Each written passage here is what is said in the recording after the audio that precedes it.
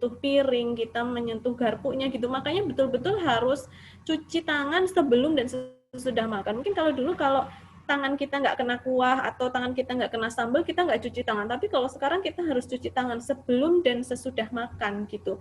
Jadi dan ketika kita sedang makan, kita jangan sampai tangan kita ini menyentuh hidung. Ya misalnya lagi makan sambal meler, terus kita elap hidung pakai tangan gitu. Sementara kita misalnya belum cuci tangan, kita habis pegang sendok karena kita memang tidak tahu si SARS-CoV-2 ini ada di mana, menempel di mana gitu ya. Kita makan, setelah itu kita cuci tangan lagi, harapannya bersih gitu tangannya.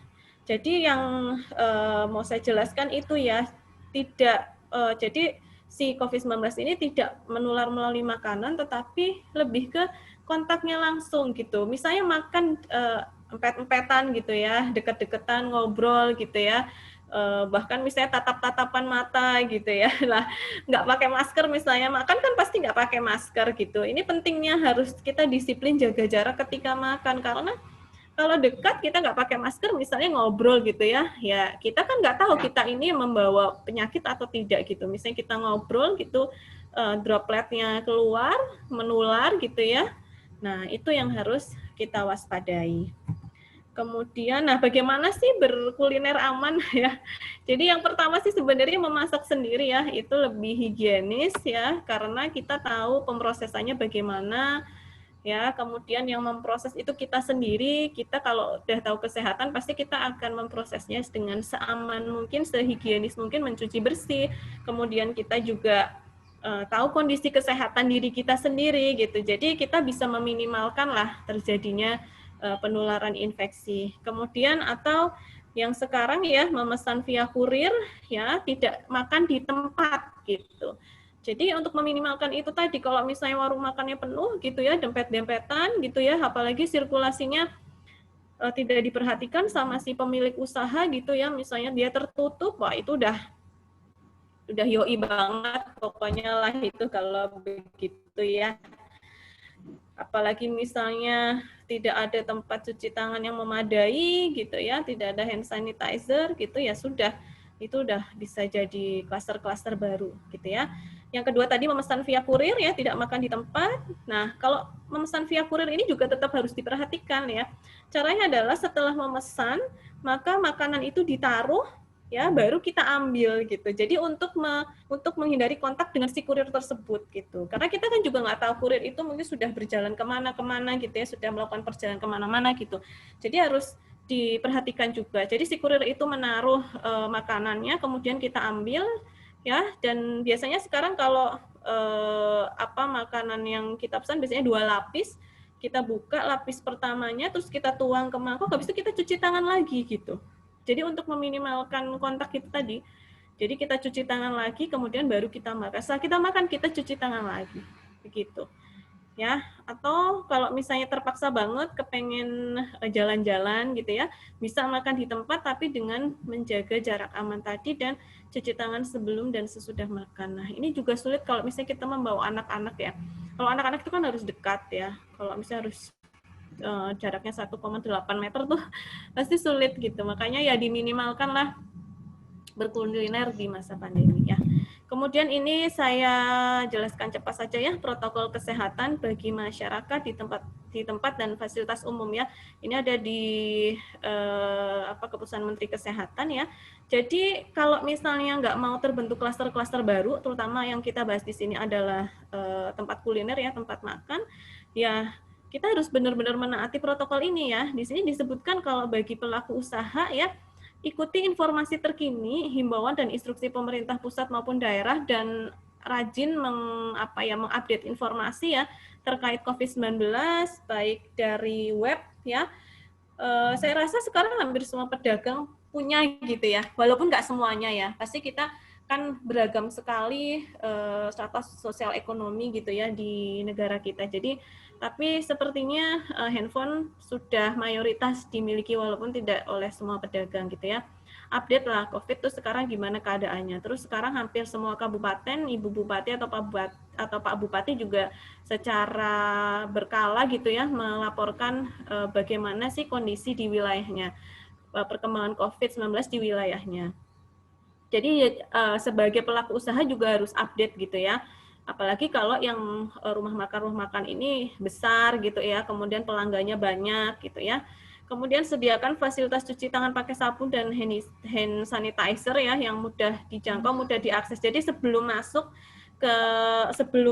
ke restoran tersebut, ke tempat makan tersebut ya harus cuci tangan gitu. Lakukan pemeriksaan suhu tubuh. Nah, ini mungkin sulit ya dilakukan di tempat-tempat makan kecil gitu ya. Tapi ya memang inilah gitu ya. Kita harus kalau nggak mau terjadi klaster baru ya memang harus begini. Memang this is our new normal gitu. Nggak mungkin kita bisa seenaknya lagi seperti dulu gitu. Memang kalau kita mau keluar, mau beraktivitas ya memang harus mengikuti protokol kesehatan ya.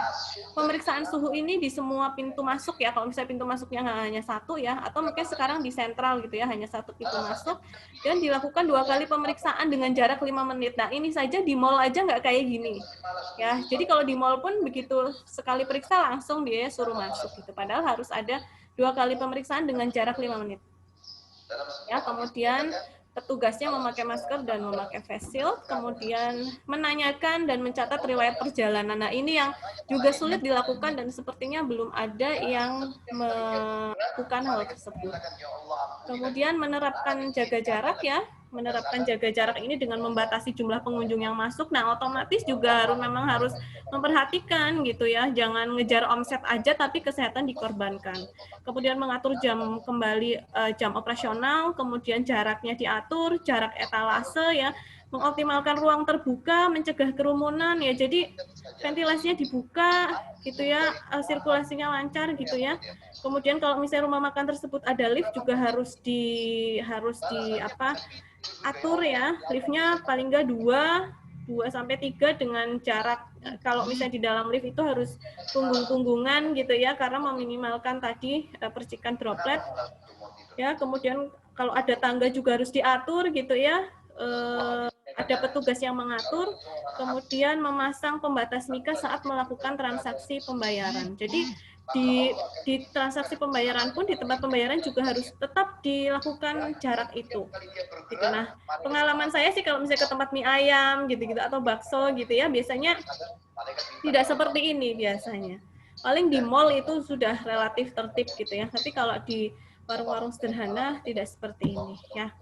Kemudian ini saya cepat aja ya, dengan menjaga kualitas udara tadi ya, ventilasinya dibuka, kemudian tidak menggunakan alat bersama-sama ya, kemudian peralatan yang sering disentuh tuh kayak misalnya kecap, sambal tuh diganti sasetan. Jadi yang sekali pakai gitu ya, habis itu dibuang gitu ya.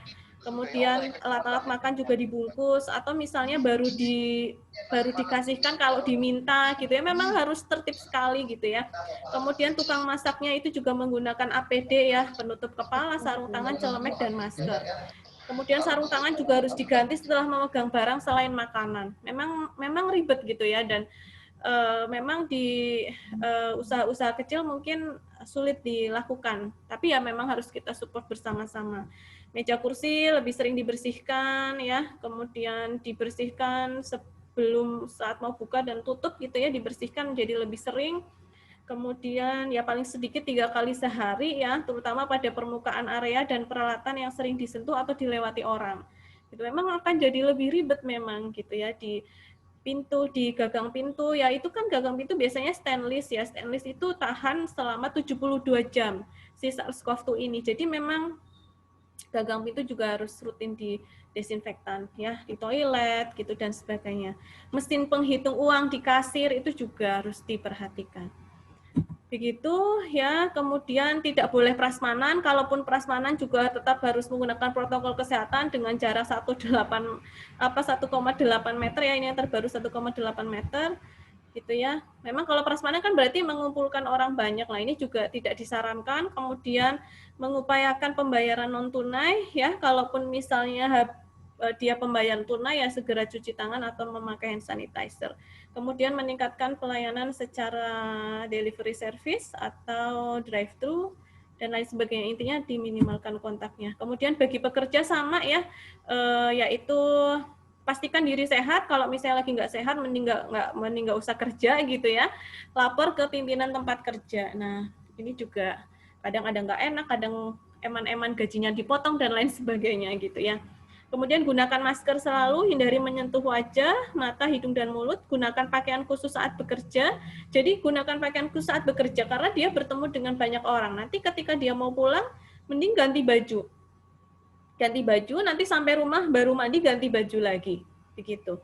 Ya, kemudian hindari penggunaan alat pribadi secara bersama, ya, sholat, alat makan, lain-lain, segera mandi, ya, handphone dibersihkan, ya, kemudian kacamata dan lain sebagainya, pokoknya sering dibersihkan, ya, kemudian penerapan PHBS, konsumsi gizi seimbang, aktivitas fisik, minimal 30 menit, ya, kemudian istirahat cukup, tidur minimal 7 jam, dan hindari faktor risiko penyakit. Kemudian bagi konsumen juga sama, ya, kalau misalnya lagi sakit, mending nggak usah pergi-pergi, mending di rumah, kemudian selalu gunakan masker, jaga kebersihan tangan, jangan menyentuh wajah, mata, hidung, dan mulut, jaga jarak minimal 1,8 meter, kemudian setibanya di rumah langsung dibuka-buka, langsung mandi, ganti baju, baru bisa bercengkrama dengan anggota keluarga yang lain, bersihkan handphone dan barang-barang pribadi gitu. Kemudian masker itu juga sebetulnya kita tidak boleh memegang depan masker, tapi hanya talinya saja dan dicuci gitu ya. Kemudian masker tuh efektif sebenarnya 4 jam gitu ya. Jadi kalau misalnya ada masker 3 hari belum dicuci, nah itu ya. Jadi memang kita harus punya masker cadangan di dalam tas. Memang ribet, tapi this is our new normal gitu. Jadi kita inilah normal kita yang baru gitu. Gaya hidup yang baru tuh seperti ini gitu ya. Mengingatkan kembali wash your hand gitu ya. Caranya tidak langsung kucuk-kucuk, tapi mungkin masih ingat atau tahu lagunya anak kecil ya, telapak tangan, punggung tangan ya, sela-sela jari gini ya, kemudian diputer gini ya, kemudian 8 langkah cuci tangan, kemudian ada jempolnya gitu ya, kemudian dibasuh dengan air, kemudian dikeringkan tangannya gitu. Setelah itu memakai hand sanitizer, didobelin lagi gitu ya. Jadi cuci tangan juga nggak asal kucuk-kucuk, tapi sampai sela-sela ya. Kemudian pemakaian cincin, pemakaian jam gitu. Ini juga yang saya sering masih lupa gitu ya. Pemakaian perhiasan gitu ya. Itu juga menjadi sumber penularan. Ini ya social distancing ya 6 feet atau 2 meter atau 1,8 meter. Tuh. Ini personal equipment ya, ada Google ya, karena kenapa sih pakai face shield, kenapa pakai kacamata, pakai Google gitu ya. Ya karena mata juga merupakan port d'entry dari virus ini atau tempat masuknya virus ini. Kemudian ini clean frequently touch surface and object ya. Jadi semua yang sering kita sentuh ya dibersihkan. Ya, kemudian kesimpulannya, conclusion-nya bahwa masyarakat memiliki peran penting dalam memutus mata rantai penularan COVID ya, agar tidak menimbulkan sumber penularan baru atau klaster pada tempat-tempat di mana terjadi pergerakan orang. Jadi kita sendiri yang memiliki peran penting gitu. Kalau kita sendiri tidak melakukan, ini akan sulit gitu ya. Patuhi protokol kesehatan pencegahan COVID-19 ya. We must each do our part gitu ya. Kita lakukan yang bisa kita lakukan. Saya rasa itu ya, jazakallah. Mohon maaf jika ada kekurangan. Mungkin dibuka sesi diskusi, monggo. Terima kasih. Wassalamualaikum warahmatullahi wabarakatuh. Waalaikumsalam warahmatullahi wabarakatuh. Terima kasih Dr. Mustika. Baik, ada Bapak atau Ibu mungkin, karena banyak sekali yang mungkin penasaran begitu ya dengan materi kita hari ini. Sebelumnya saya ingin menyampaikan kenapa PCNA Padamara, mohon maaf, kenapa PCNA Padamara itu lebih konsen, bukan lebih ya, artinya konsen kepada COVID-19, karena tujuannya sebenarnya ingin meningkatkan kewaspadaan masyarakat. Dokter, kemarin kan kalau nggak salah Purbalingga itu naik ya, sampai sehari aja ada 8 orang yang positif gitu. Mungkin tidak dari klaster kuliner, tapi bisa jadi itu salah satunya karena itu. Nah, kami ingin bertujuan meningkatkan kewaspadaan masyarakat. Terlebih pada Tanwir 3 NA Nasyatalisya itu memang diamanahkan kita harus bangkit menghadapi COVID-19 gitu, dan terus berkontribusi untuk negeri, sehingga kita perlu untuk tetap istiqomah gitu ya, konsisten menyampaikan tentang apa sih COVID-19. sebenarnya